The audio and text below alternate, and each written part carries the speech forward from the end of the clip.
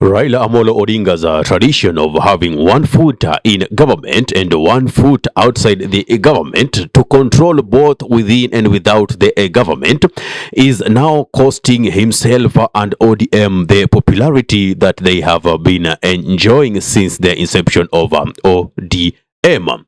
And the people whom I'm going to mention here are just part of the system to let you know how ODM is operating in this current time and regime to make sure they are trying to be relevant in politics, but in terms of popularity, they are losing it big, and now they're trying ways to make sure they are back into the system.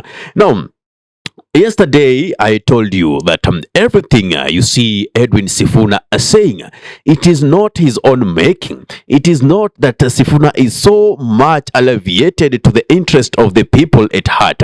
No, it is the same tactic that ODM has been enjoying. You know, they are in government, they control, they come into the public, they control. And that is one political card that they have been using to seek more and more bargain in government, and that doesn't seem to work with this current regime.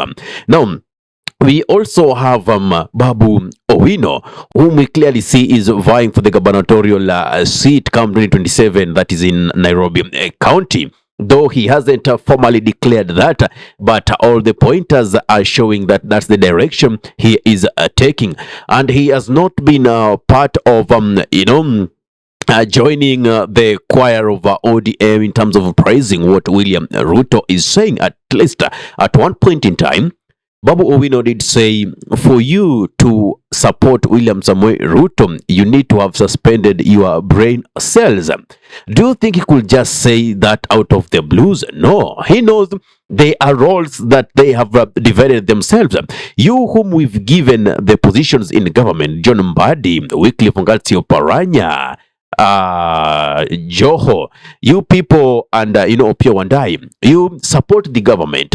For that, they will see we are in support with them. Now, for you, Edwin Sifuna, Caleb Amisi, and Babu Owino, make sure that you are defying this government, this regime, for the things that they have already been doing, the atrocities that they are committing to the society. And now we have one who is playing like a government blogger, but still is a member of the ODM party, Peter Kaluma. Whenever Edwin Sifuna speaks, you will see them so fast in trying to criticize him, yet they know they're still in the same house. These are just political cards that they are playing. Even in terms of dialogue, I've always told you, there is something that Raila Amolo Odinga wants in a government, and it seems like William Ruto is not giving in to it. And that is why the recent developments of them having the oppressor and condemning the killings that have been happening, but not immediately, because we knew they should be doing that immediately. Hence, begging the question, does dialogue help? And that is the same question that MP Mukunji is asking. And I want us to watch this video and listen to him as he pledges his grievances. Nimekuwa nikiobserve Raila Odinga. Nimekuwa nikimobserve vizuri. Nimeona sasa wamefanya broad-based government, lakini sasa anachukua microphone anaongelesha Wakenya. Lakini hata akiongea kama akisema ameshtumu maneno ya kupiga watu risasi kwa miguu, tunasikia bado inasemekana watu wapigwa risasi kwa miguu. Akishtumu maneno ya abduction zinaendelea.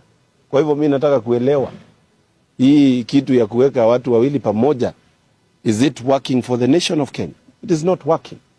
Kwa sababu kama mlikuja pamoja, mlikuwa muongee na msikizane na ukapeana hata memorandum yako wakati mlikuwa mna sign memorandum of understanding as between the two parties. Kwa hivyo hiyo maongezi ambayo Raila ana propose, it is not genuine. Kwa sababu lazima ianze kwa kuonyesha commitment ya ile vitu wa Kenya washasema na iko in the public domain, what Kenyans want. Absolutely what I'm talking about. If dialogue was to be seen as aiding the people of Kenya or the citizens of Kenya, at least action should be seen to, running towards the MOU that Raila Amolo Odinga and the government of the day did sign to make sure that they are following it. But if the memorandum of understanding is not being followed to the letter, it means they are juggling with us. It's about their personal interest, their personal greed as politicians. So the political elite is using us as balls. But you know what? The generation has changed, and therefore it has become dynamic, and that calls for the politicians also to change their tactics, because in Swahili tunasema kwamba mjinga kilevuka mwerevu yu mashakani, and in this case then the elite are in deep problem and they need to get out of that slumber to know that the generation has changed. It is not the generation that they could easily convince of other things otherwise than the one they are watching, listening to, in real time. You understand? So I also want to play you a clip of John Mbadi before the broad-based government, before they joined the government in terms of trying to dry clean William Samoei Ruto, as he was criticizing the government of dwindling down the education system. And now that he is the CS for the treasury, he came clearly just the other day saying that the government has no money to facilitate the capitation from, junior secondary school, senior secondary, and also, ACD. In short, the government does not have money, and actually they reduced it from, over 20,000 down to 16,000, Now, this was John Mbadi before joining the government. Education has been affordable in this country. Today, because of Kenya Kwanza government and mismanagement and lack of interest, the welfare of wananchi, education has become unaffordable, and only people who can afford will now acquire education. John Mbadi, now that you are the CS for Treasury, what have you been able to do to make sure that there is enough to facilitate education in the nation? You are also now complaining that the government, have you forgotten yourself back then while you were talking the way we just viewed the clip? So all this tells you one thing. Politics is about interests. It's about priorities. At least with the seasoned and traditional politicians that we have. And that is why when we talk about draining the swamp, having a totally new outfit of politicians, now you understand what we are saying. ODM is a sinking ship. Its popularity is gone and it will be gone forever. It's a matter of time. As we say, time is a healing factor to every wound.